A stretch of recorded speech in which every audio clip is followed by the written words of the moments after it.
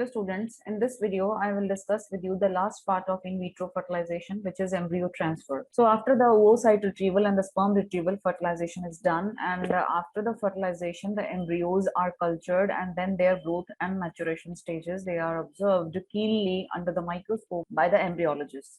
So embryologists they grade the embryos and then they select the embryo which is the best embryo, and then they proceed to then the doctor proceeds to implant that embryo into the women's uterus. So here the doctor has two options where he can use he can transfer the embryo to the same woman's uterus from where the oocytes were retrieved, or if that woman is not healthy, if she's having some reproductive problems or she's suffering from some serious illness, then the embryo is transferred into a separate woman's uterus. uh, and the condition for that woman to be selected is that she should be in the same stage of the menstrual cycle in which the woman from whom the oocytes was retrieved, उसी stage of menstrual cycle में उसको होना होता है जिस stage में वो women है जिसका oocyte रिट्रीव किया गया है और फर्टिलाइजेशन की गई है. So the other woman who should be used for implanting the embryo, or who would be the future mother, is called the surrogate mother. So you must be remembering this picture where I showed you that human chorionic gonadotropin दिया जाता है, फिर उसके 36 hours के अंदर ovum pickup कर लिया जाता है, फिर उसके बाद with in 4 to 5 days of the egg retrieval embryo transfer is done. जो एम्ब्रियो ट्रांसफर है उसमें इट शुड बी जैसे 17th डे है या 18th डे है, फिर उस टाइम प्रोजेस्टेरॉन देना शुरू होता है, या जो वुमेन का मेंस्ट्रुअल साइकिल चल ही रहा है उस वुमेन के मेंस्ट्रुअल साइकिल के ड्यूरिंग उस पीरियड में progesterone is naturally produced.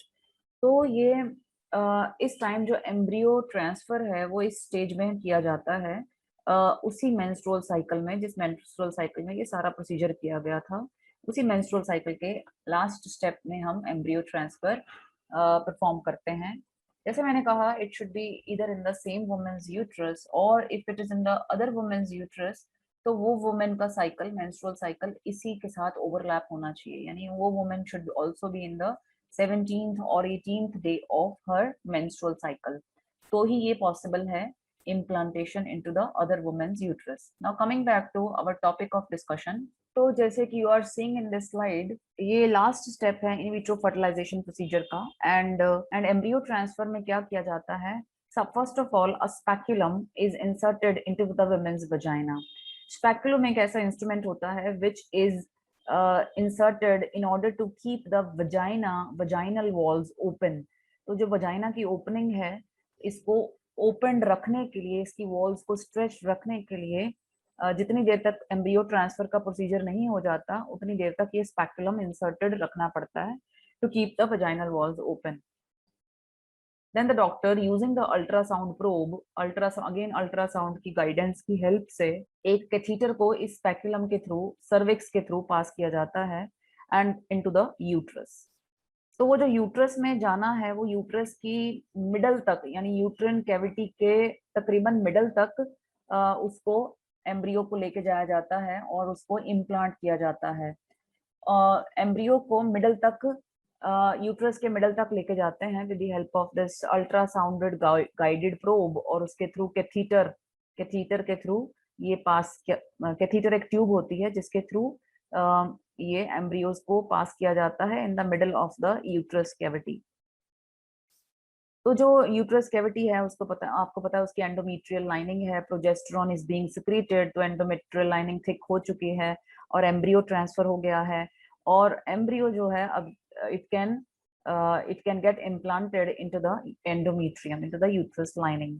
Generally क्या प्रोसीजर किया जाता है, more than one embryo actually उसको ट्रांसफर किया जाता है, सो दैट अगर एक एम्ब्रियो फेल हो जाए इम्प्लांट होने में तो there is a second embryo, अगर सेकंड एम्ब्रियो फेल हो जाए तो there is a third embryo, और अगर चांसेस ऐसे होते हैं कई बार 2 एम्ब्रियोज इम्प्लांट हो जाते हैं या 3 एम्ब्रियोज इम्प्लांट हो जाते हैं, उस केस में ट्विन्स और ट्रिपलेट्स होते हैं. तो ऐसा देखा गया कि mostly in vitro fertilization procedures में ट्विन्स, ट्रिपलेट्स या उससे भी ज्यादा एम्ब्रियो जो हैं वो एंडोमेट्रियम लाइनिंग इम्प्लांट हो जाते हैं। When embryo becomes successful in getting implanted into the endometrium, जब वो एम्ब्रियो इम्प्लांट हो गया यूट्रस की वॉल में, तो then the pregnancy occurs. So this implantation may take 6 to 10 days and successful implantation के लिए क्या चाहिए? एक अच्छा ब्लास्टोसिस्ट एम्ब्रियो चाहिए, एम्ब्रियो ग्रेड 4, 5 या 6 नंबर का ग्रेड हो, ICM और उसका ट्रोफोब्लास्ट, एक्टोडर्म, वो सभी की कंडीशन बहुत अच्छी होनी चाहिए। तो इम्प्लांटेशन जो है ये जनरली अकर करता है, जैसे कि मैंने पिछले अभी आपको डायग्राम दिखाई, 6 to 10 days after egg retrieval, उसके अंदर अंदर इम्प्लांटेशन हो जाती है। Implantation it occurs 6 to 10 days after egg retrieval, ठीक है। एग रिट्रीवल वो साइट रिट्रीवल किया, उसके 6 या 10 दिन के अंदर अंदर इम्प्लांटेशन हो चुकी होती है। और ये 6 या 10 दिन जो है ये एक्चुअली क्या होता है, which is 1 to 5 days of 5 days after an embryo transfer or after a blastocyst transfer. Implantation मैंने कहा जैसे ही एग रिट्रीवल होता है उसके 6 या मैक्सिमम 10 दिन के अंदर अंदर इम्प्लांटेशन हो जाती है। और ये 6 या 10 दिन जो है ये एक्चुअली क्या है, अगर 6वें दिन के अंदर अंदर होती है तो वो ब्लास्टोसिस्ट ट्रांसफर के अगले ही दिन, यानी ब्लास्टोसिस्ट ट्रांसफर के अगले ही दिन इम्प्लांटेशन हो गई तो 6 दिन लगे इम्प्लांटेशन में। अगर दूसरे दिन हुई, ब्लास्टोसिस्ट ट्रांसफर के दूसरे दिन हुई, तो 7 दिन लगे इम्प्लांटेशन में। अगर ब्लास्टोसिस्ट ट्रांसफर के तीसरे दिन हुई तो मतलब 8 दिन लगे आफ्टर एग रिट्रीवल। अगर चौथे दिन हुई तो इसका मतलब 9 दिन लगे आफ्टर एग रिट्रीवल। अगर 5वें दिन ब्लास्टो आपने एम्ब्रियो ट्रांसफर कर दिया, उसके 5वें दिन इम्प्लांटेशन हुई, तो मतलब 10 दिन हो गए टोटल। तो टोटल सारा ये काम एक मेंस्ट्रुअल साइकिल में 28 दिन का आइडियल मेंस्ट्रुअल साइकिल होता है, तो ये सारा काम उसी पीरियड में हो जाना चाहिए। फिर एक टर्म होती है इम्प्लांटेशन रेट। इम्प्लांटेशन रेट होता है, it is defined as the percentage of embryos that were transferred and that develop at least to the stage of fetal heart activity। यानी प्रेगनेंसी जैसे ही होती है तो जैसे ही इम्प्लांटेशन हो गई तो प्रेगनेंसी हो जाती है, तो प्रेगनेंसी का टेस्ट करते हैं। फिर उसके बाद अल्ट्रासाउंड की हेल्प से जो फीटस हार्ट बीट है, फीटस के हार्ट की जो एक्टिविटी है वो डिटरमिन की जाती है। जो इम्प्लांटेशन के रेट हैं, यानी कि कितने कितने embryos at least foetal heart activity तक पहुंचे, ये रेट डिक्लाइन करता है जैसे जैसे फीमेल की एज इंक्रीज होती है। क्योंकि जैसे ही एज इंक्रीज होती है तो देर are increased chances of chromosomal और एबनॉर्मेलिटीज इन द एग्स। तो क्रोमोसोमल एबनॉर्मेलिटीज की वजह से जो इम्प्लांटेशन है वो फेल हो जाती हैं और इम्प्लांटेशन रेट जो है वो लो आता है।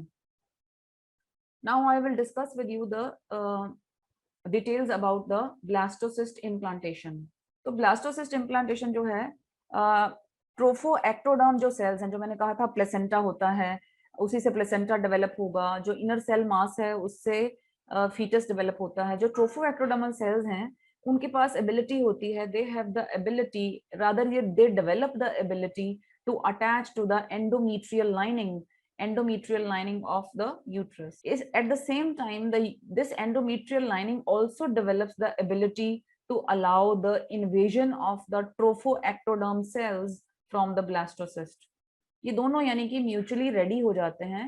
किस चीज के लिए रेडी हो जाते हैं? इसके ट्रोफोएक्टोडर्म सेल्स के पास एबिलिटी आ जाती है to attach to the endometrial lining. ये जो लाइनिंग दिखाई है ये यूट्रस की लाइनिंग है, और ये जो दिखाया है that is the embryo which has just been transferred. तो इसके जो ट्रोफोएक्टोडर्म सेल्स हैं उनके पास एबिलिटी डेवलप हो जाती है कि वो अपने आप को एंडोमेट्रियल लाइनिंग के साथ अटैच करें। एंडोमेट्रियल लाइनिंग को की एबिलिटी डेवलप हो जाती है कि that will allow the invasion of the trophoectoderm cells। जो process of embryo implantation है, it is made up of 3 stages: apposition, adhesion and invasion। apposition क्या होती है? ये unstable adhesion होता है of the blastocyst to the surface of the uterine lining, यानी कि this is the unstable adhesion। सिर्फ थोड़ी देर के लिए adhere होते हैं और वो unstable होता है, यानी कि they can move back also, they can detach from this। so this is apposition is the very first, ये सबसे पहला स्टेप होता है और सबसे ज्यादा लूज कनेक्शन होता है between the blastocyst and the endometrium। then we come to adhesion। adhesion क्या होता है? इसमें ट्रोफोब्लास्ट जो होते हैं, these are the trophoblasts, they adhere, वो हल्का सा पेनिट्रेट करते हैं एंडोमेट्रियल लाइनिंग को। so they adhere by penetrating the endometrium and with protrusions of the trophoblast cells. ये जो trophoblast cells की protrusions हैं, ये वाले, ये जो finger like extensions आपको दिख रहे हैं, ये जो finger like extensions दिख रहे हैं, these are the protrusions of the trophoblast cells. तो उसकी हेल्प से ये एडिशन हो जाती है. This kind of adhesion is stable than the apposition. तो थर्ड जो है that is penetration. Penetration is the attachment phase. Penetration is the invading phase. इसमें क्या करते हैं, जो ट्रोफोएक्टोडर्म सेल्स हैं, they invade. किसको इन्वेड करते हैं? वो इन्वेड कर देते हैं एंडोमेट्रियल लाइनिंग को, और किसमें चले जाते हैं? स्ट्रोमा में. तो ये जो यूट्रस होता है, यूट्रस की जो ये बाहर वाला सिंगल लेयर लाइनिंग दिखाई है, दिस इज कॉल्ड यूट्रन एपिथेलियम. उस लेयर के अंदर होता है एंडोमेट्रियम का स्ट्रोमा सेल्स. ये बीच में ग्लैंड्स भी होते हैं, यानी कनेक्टिव टिश्यू होता है. ये जो अब थर्ड स्टेज है, इसमें जो ट्रोफोएक्टोडर्म सेल्स हैं, they will penetrate deep into the uterine stroma. और जैसे ही ये पेनिट्रेट करते हैं इसमें डीपली, उस स्टेज पे जो वेस्क्यूलर कनेक्शन है, यानी कि ब्लड के थ्रू जो कनेक्शन होता है between the developing embryo and the mother, वो इस स्टेज के बाद ही डेवलप होता है आफ्टर द इन्वेजन या आफ्टर द पेनिट्रेशन स्टेज. तो these are the 3 stages of blastocyst implantation. अब ये जो एम्ब्रियो ट्रांसफर है, इसके हमारे पास कई ऑप्शंस होते हैं. So the patients have many options when they go for the embryo transfer. जो पहली ऑप्शन है वो तो है फ्रेश एम्ब्रियो ट्रांसफर. जैसे कि एम्ब्रियो डेवलप हुआ, एम्ब्रियो की ग्रेडिंग हुई और एम्ब्रियोलॉजिस्ट ने एम्ब्रियो सिलेक्ट कर लिया, उसी टाइम एम्ब्रियो ट्रांसफर कर दिया जाता है टू द यूट्रस. और जैसे ही एग रिट्रीवल कर लिया जाता है, जैसे ही मदर से ओवोसाइट रिट्रीव किया जाता है, तभी प्रोजेस्टेरॉन के सप्लीमेंट्स देना शुरू कर दिया जाता है. ओवम पिकअप किया जाता है, और ओवम पिकअप जो है, ये HCG का इंजेक्शन देने के 34 से 36 घंटे के अंदर अंदर ओवम पिकअप कर लिया जाता है, यानी ओवोसाइट रिट्रीवल कर लिया. और जैसे ही ओवोसाइट रिट्रीव किया ना, वैसे ही मदर को प्रोजेस्टेरॉन के सप्लीमेंट्स देना शुरू कर दिया जाता है. 17वें-18वें दिन अगर एम्ब्रियो ट्रांसफर हो गया, तो मदर की जो यूट्रस की वॉल है वो प्रिपेयर्ड हो गई होगी, क्योंकि प्रोजेस्टेरॉन के इंजेक्शंस मिले थे, और मदर की यूट्रस की वॉल प्रिपेयर हो गई होगी फॉर द इम्प्लांटेशन. यानी कि प्रोजेस्टेरॉन की जो सप्लीमेंट है, that helps the uterus lining to get prepared for the attachment or the implantation of the embryos. Progesterone को जनरली एज डेली इंजेक्शन की फॉर्म में भी दिया जाता है, और या एक वजाइनल जेल के थ्रू भी उसकी एडमिनिस्ट्रेशन की जाती है. और ये कंटिन्यू किया जाता है प्रोजेस्टेरॉन जब तक कि प्रेगनेंसी टेस्ट नहीं हो जाता. यानी कि एम्ब्रियो ट्रांसफर हो गया, एम्ब्रियो ट्रांसफर के 5वें या 6ठे दिन जैसे ही इम्प्लांटेशन हुई, तो 5 या 6 दिन की वेट के बाद प्रेगनेंसी टेस्ट कर लिया जाता है. और प्रेगनेंसी टेस्ट के बाद पता चलता है whether the pregnancy has taken place और नॉट. तो until the day of the pregnancy test progesterone के सप्लीमेंट्स को कंटिन्यू रखा जाता है. कब शुरू कर दिए जाते हैं प्रोजेस्टेरॉन के सप्लीमेंट्स? जैसे ही एग रिट्रीव किया जाता है और प्रेगनेंसी टेस्ट तक प्रोजेस्टेरॉन दिया जाता है. और प्रेगनेंसी टेस्ट के बाद फिर पता चल जाता है कि weather the pregnancy has taken place और नॉट. फिर हमारे पास ये पहली ऑप्शन है जिसमें फ्रेश एम्ब्रियो ट्रांसफर होता है. दूसरी ऑप्शन जो है वो है फ्रीज ऑल एम्ब्रियो साइकिल. इस ऑप्शन में क्या करते हैं? इस ऑप्शन में सारे वायबल एम्ब्रियोज जो हैं, जितने भी डेवलप हुए हैं, 5 दिन देखा उसकी मैच्योरेशन हुई, फर्टिलाइजेशन के बाद 5 दिन, छठे दिन तक देखते देखते पूरी तरह से एम्ब्रियोज मैच्योर हो जाते हैं. उस टाइम उनको सभी को क्रायो प्रिजर्व कर लिया जाता है, और फिर लेटर उसको कभी ट्रांसफर कर सकते हैं. ये इसलिए किया जाता है कि कभी कभी पेशेंट के जो ईस्ट्रोजन लेवल्स होते हैं वो काफी हाई होते हैं, क्योंकि ओवेरियन स्टिमुलेशन जब आपने किया था कि बहुत ज्यादा अमाउंट में ईस्ट्रोजन जो हैं वो प्रोड्यूस हो रहे होते हैं. ईस्ट्रोजन के लेवल बहुत ज्यादा हाई हो जाते हैं ओवेरियन स्टिमुलेशन से, क्योंकि फॉलिकल स्टिमुलेटिंग हार्मोन जो है वो दिया जाता है कंटिन्यूटी में. और फॉलिकल स्टिमुलेटिंग हार्मोन की वजह से जो सारे फॉलिकल्स हैं वो बहुत ज्यादा मैच्योर हो रहे होते हैं, डेवलप हो रहे होते हैं. तो मैच्योरिंग स्टेजेस में बहुत सारा ईस्ट्रोजन प्रोड्यूस होते हैं. तो पेशेंट के ब्लड टेस्ट से पता किया जाता है कि कितने ईस्ट्रोजन लेवल्स हैं. अगर तो ईस्ट्रोजन लेवल्स बहुत हाई हैं ड्यूरिंग द ओवेरियन स्टिमुलेशन जो दिया गया था, तो उस टाइम एम्ब्रियोज को ट्रांसफर करना सही नहीं माना जाता. तो एम्ब्रियोज को क्रायो प्रिजर्व करके रख लिया जाता है. तो जैसे ही पेशेंट के हार्मोन ईस्ट्रोजन लेवल की कॉन्सेंट्रेशन ड्रॉप करती है और नेचुरल लेवल तक पहुंच जाती है, तब एम्ब्रियो ट्रांसफर कर दिया जाता है अगले मंथ में, not in the same month. But अगले मंथ तक वेट किया जाता है जब तक कि इसके ईस्ट्रोजन लेवल्स जो है वो नॉर्मल नहीं आ जाते। जैसे कि किसी भी फीमेल के नेचुरल नॉर्मल साइकिल में, मेंस्ट्रुअल साइकिल में जितना ईस्ट्रोजन का लेवल होगा, अगर वो ईस्ट्रोजन के लेवल्स को मेजर किया जाए ब्लड टेस्ट के थ्रू और अगले महीने वो पूरे नॉर्मल आ जाए, नेचुरल लेवल पे आ जाए, तब अगले महीने वो ट्रांसफर कर दिया जाता है। ये था फ्रीज ऑल एम्ब्रियो साइकिल। अब एक और इसी तरह का साइकिल है, वो भी क्या है, तीसरी ऑप्शन है हमारे पास कि अगर ये भी नहीं की जाए तो क्या तीसरी ऑप्शन क्या है, freeze all embryo cycle with genetic test. Genetic testing उन पेशेंट्स की जाती है जिनको चांसेस होते हैं, जिनको लगता है कि उनको सिंगल जीन डिजीजेस हो सकती हैं, मोनोजीन डिसऑर्डर्स हो सकते हैं। वो दोनों तरह के टेस्ट कराते हैं, प्री इम्प्लांटेशन जेनेटिक डायग्नोसिस भी कराते हैं और पीजीएस जो है, प्री इम्प्लांटेशन जेनेटिक स्क्रीनिंग, वो भी कराते हैं। जो डायग्नोसिस है, प्री इम्प्लांटेशन जेनेटिक डायग्नोसिस है, वो मोनोजीन डिसऑर्डर्स के लिए, अगर patients are at the risk of getting some genetic disease, अगर उनके बच्चे, कोई पहले बच्चा है उसको कोई जेनेटिक डिजीज है तो they are at the risk. और अगर मदर फादर दोनों कैरियर्स हैं for the sickle cell allele, recessive form of sickle cell gene, तो वो भी they can also go for post pre implantation genetics testing. और अगर क्रोमोसोम नंबर की प्रॉब्लम है, यानी कि post pre implantation genetic screening करानी पड़े, यानी क्रोमोसोम नंबर्स अगर अब नॉर्मल आते हैं फीमेल्स में, कुछ फीमेल्स में जिनकी एज ज्यादा हो जाती है, उनके एग्स में क्रोमोसोम नंबर ज्यादा हो जाते हैं, एबनॉर्मल हो जाते हैं, या क्रोमोसोमल स्ट्रक्चरल चेंजेस हो जाते हैं, क्रोमोसोमल एबनॉर्मेलिटीज होती हैं, उसकी वजह से भी प्री इम्प्लांटेशन जेनेटिक स्क्रीनिंग के लिए पेशेंट्स को एडवाइस किया जाता है। तो अगर ऐसी सिचुएशन है तो क्या किया जाएगा, तब भी यही किया जाएगा, फ्रीज ऑल एम्ब्रियोज।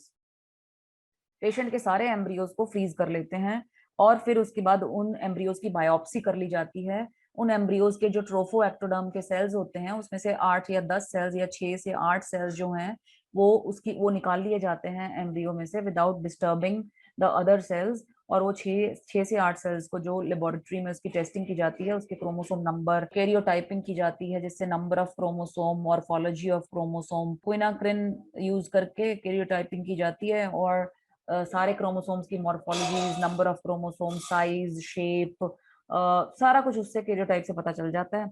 और फिर कैरियोटाइपिंग की हेल्प से ये फाइंड आउट कर लिया जाता है कि if there are any abnormalities in the developing embryos, and out of those embryos, जो एम्ब्रियोज के पास सही बिल्कुल कैरेक्टरिस्टिक्स होते हैं, उनको सिलेक्ट कर लिया जाता है और उनको उनको ट्रांसफर के लिए रेडी किया जाता है। तो 3 ऑप्शंस मैंने आपको बताई। इन विट्रो फर्टिलाइजेशन का टॉपिक यहीं पे खत्म हो गया।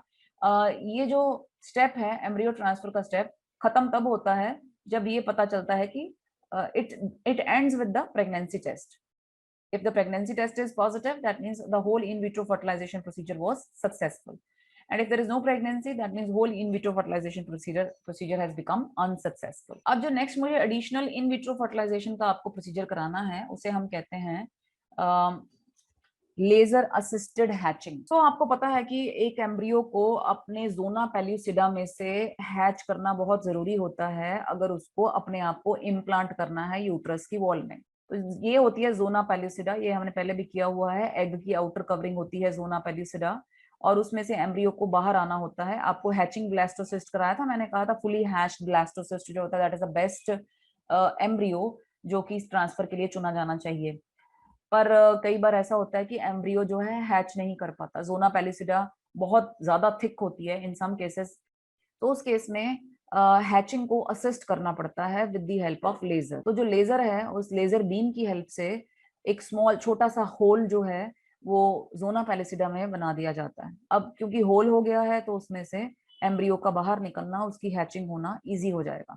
सो this will help the embryo in breaking out of the zona pellucida and this will also facilitate implantation. तो ये टेक्निक जो है ये एम्ब्रियो ट्रांसफर से पहले करनी पड़ती है। जब एम्ब्रियो की बायोप्सीज चल रही होती हैं उस टाइम आपको इसको ट्रांसफर के लिए अगर रेडी करना होता है तो उस टाइम इस टेक्निक को परफॉर्म कर लिया जाता है।